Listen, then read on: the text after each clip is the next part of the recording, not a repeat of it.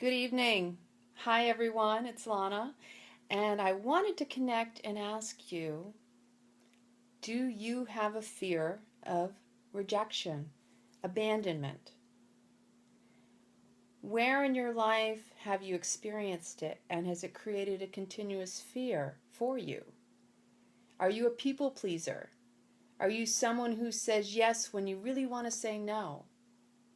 This came up in my morning meditation because I don't know anybody who hasn't had some form of fear regarding feeling like they'd be rejected if they didn't do things a certain way or didn't say things that they felt others wanted them to say or be heard.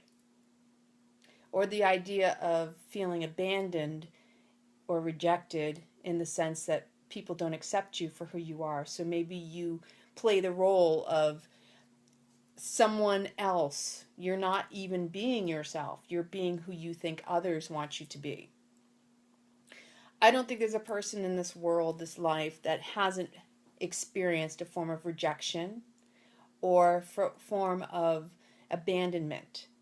And it's psychological because it's the mind that creates this. When we feel abandoned or rejected, it's usually because we fear someone knowing something deeply about us that maybe we don't accept, and we may reject it. We may actually abandon that little piece of ourselves. And so it's a small little hurt wound that gets reawakened. Good evening, everyone. So good to see you all here. I, for one, have to admit, for much of my life, I had this persona growing up. I wanted to be liked. I didn't know how to say no. And I would say yes to things that I felt others wanted me to do to please them so I would feel accepted. Because I didn't accept myself fully. I didn't even know myself fully. I was kind of trying to create a persona that would fit in with others versus allowing my own natural inner child to come through. That my own purpose in life is uniquely my own, but yet I was looking to others to validate and have them give me approval or even dictate how I should act or how I should be or how I should dress or how I should do my hair.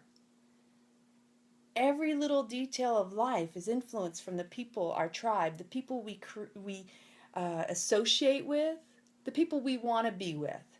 But they must be the people that make us feel the best inside, the best of who we are, natural.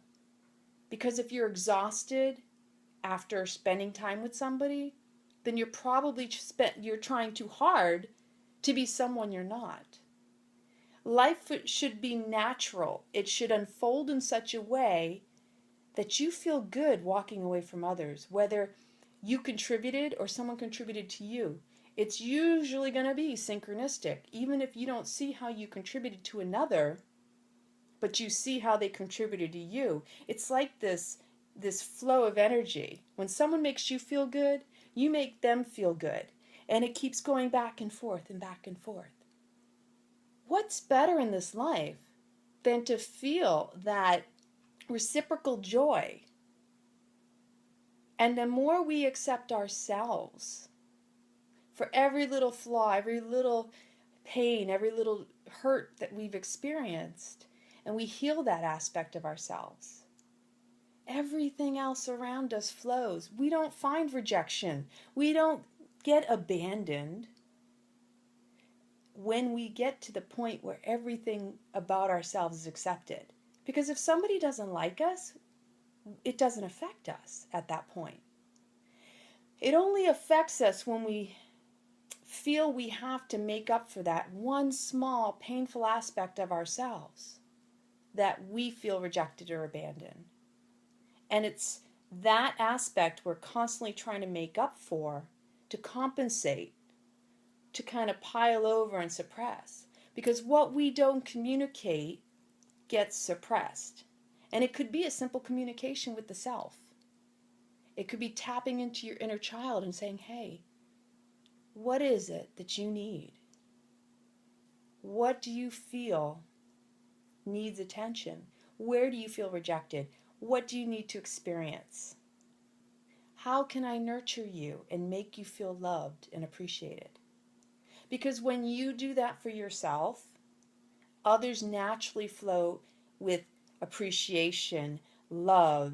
You attract more excitement and support and joy and upliftment the more you do that for yourself.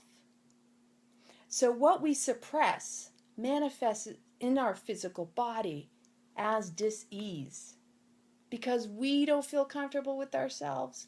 It goes into that cellular level. It creates all of that angst in the physical body. Blockages, pains, aches. That is all from the mind.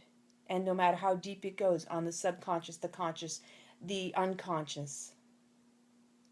And past life too. Whatever it is, we have to be good where we're at with ourselves.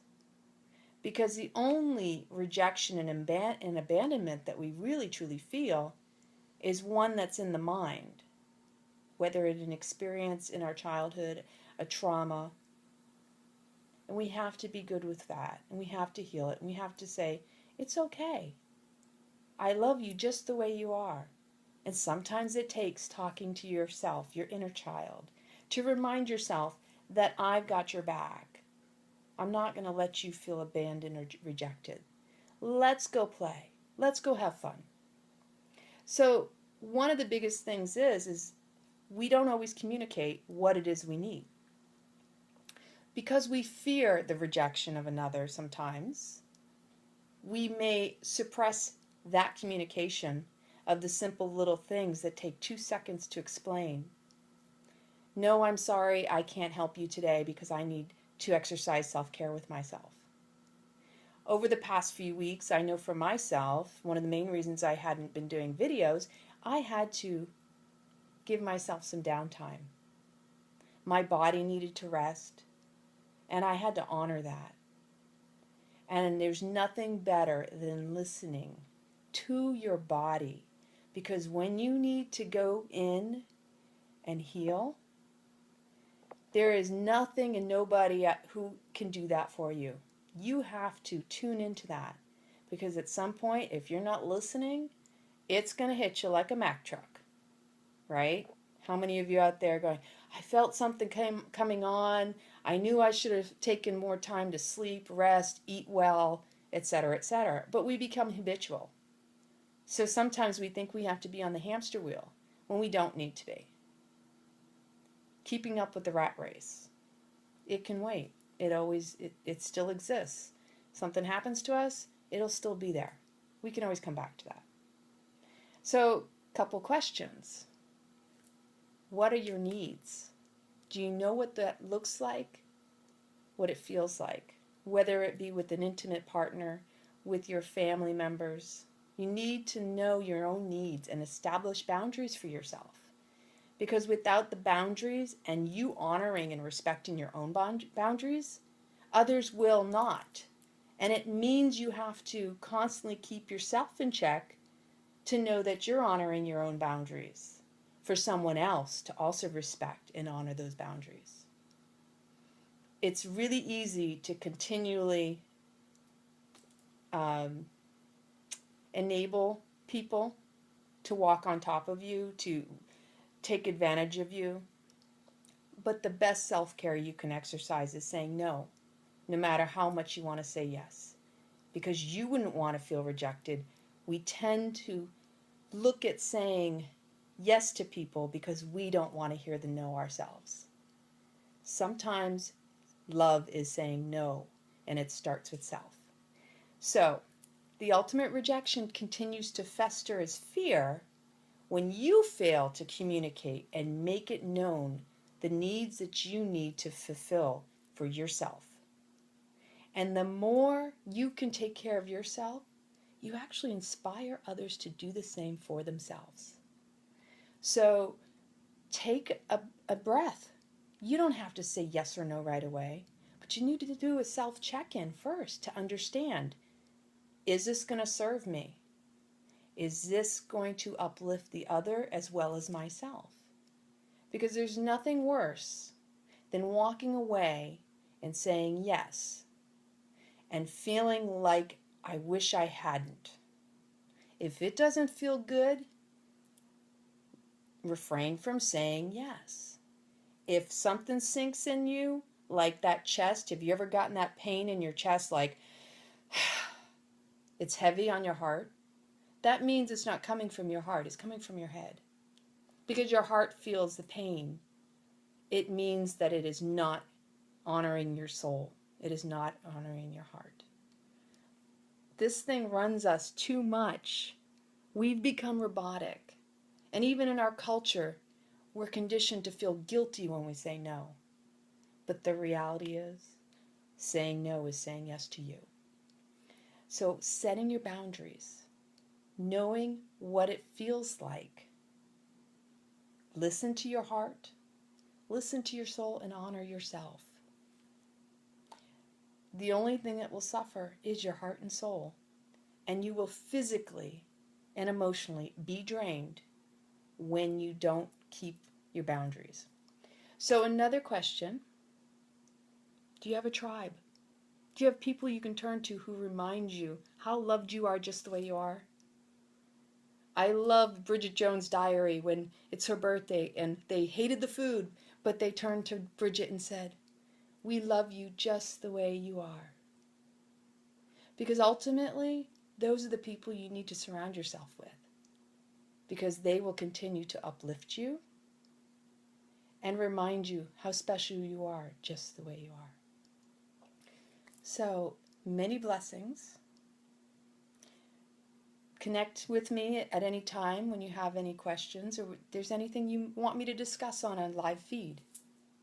Honor yourself and scrap that fear of abandonment and rejection because it all starts with you. Love yourself first and others will follow. Sweet dreams. Good night.